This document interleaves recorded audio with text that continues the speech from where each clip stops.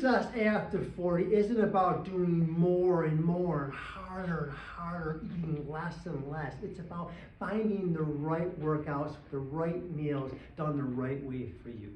Hey everybody, I'm Brian, founder of FatLossAfter40.com. I want to send this quick video to talk to you about the 5 pillars to focus on if losing weight and dropping stubborn belly fat is your goal. If that is your objective, you want to follow these 5 things. They're super simple, but if you take any of these individually, you'll see some success. But if you take all of these collectively, I promise you, I guarantee you'll see amazing results. All right, so number 1 is protein power. So we're going to focus on the macronutrient protein. What I mean by that is that what I'm not saying is we're not doing keto, we're not doing any elimination diet, we're not doing Atkins, we're not doing any of that nonsense. But what we are doing is focusing on high quality protein each and every meal. So if you're eating 3 or 4 small meals throughout the day, make sure that every meal you're getting a little bit of protein. What that does is it regulates your hormones, it helps keep your metabolism elevated, and it helps you feel full, and it gives you more energy throughout the day. I don't know about you, but days that I don't do that is where I get those energy fluctuations, I get the brain fog, it's harder to concentrate, I feel more lethargic. But if I have a little bit of protein each meal, that keeps me full, keeps me energized, and keeps me on point. Number 2 is progressive strength training. Now we talk and preach all the time about how important strength training is. The days of doing long cardio are over. So you want to kind of disengage from doing the cardio, doing like hour-long workouts for cardio. That stuff is good for the heart and lungs, and doing shorter workouts like that is good. But what is really best if you want to lose weight really is progressive strength training. So again, listen to what I'm saying and not saying. So what I'm not saying is to go super heavy to get a weight you can only do a few times. We're not worrying about going super heavy. You don't have to worry about hurting yourself or getting big and bulky if you find the right exercise weight. So if you're lifting a weight, you want a weight resistance that you can do the exercise, maybe 15 to 18 repetitions. That's going to give you that toned look, that sculpted look, that lean look that we all want and desire. All right. So focus on progressive strength training. That's going to burn more calories, and what that does is that ignites your metabolism.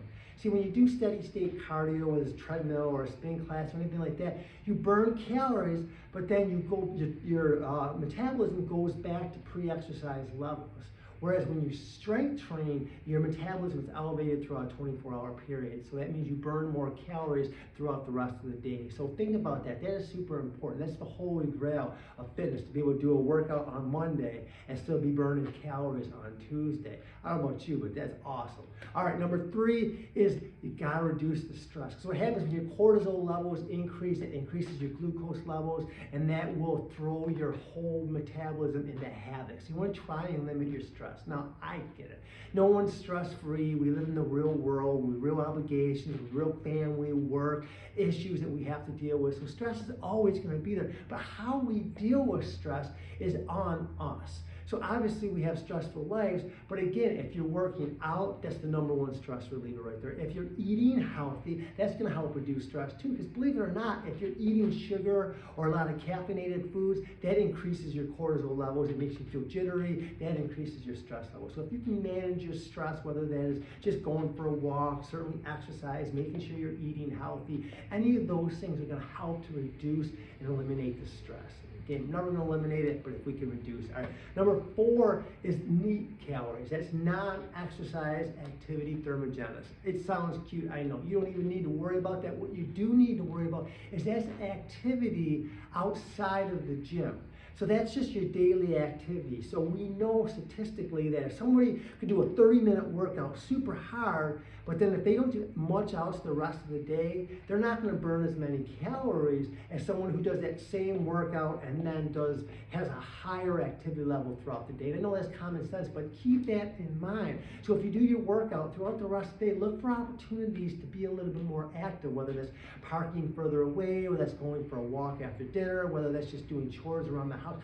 All that stuff adds up. Fitness is like loose change. It all adds up. So make sure that you're not just working out and then lushing all day. Make sure that you're working out hard and then again finding those opportunities throughout the day to get your non-exercise activity thermogenesis. All right. And number 5 is sleep. And again, this is one just like the stress, that sleep is sometimes it's easier said than done, but rest, recuperation really is sometimes essential. And what it happens is when you rest, when you sleep, your body rejuvenates itself. So if you're in a chronic, tired facility, if you're in a position where you're constantly tired, you're not getting enough sleep, what's happening is your body might rely more on caffeine, you might be relying more on stimulants or processed foods, because if you're tired, like you want caffeine or you want sugar because you know it's going to give you a quick pick-me-up, so suddenly your diet's kind of out of whack. And then if you're not getting sufficient sleep and rest, guess what? Then your workouts start to suffer. The whole cascade kind of goes round and around. So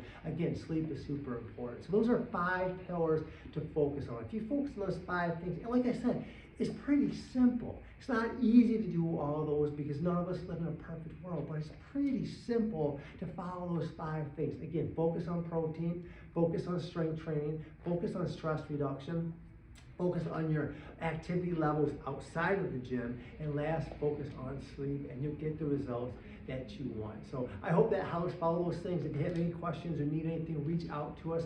We are here to help you achieve the best results. That is our mission, is to help Buffalo become the fittest and healthiest city in America, and we have our work cut out for us, but we're going to do it. Be great.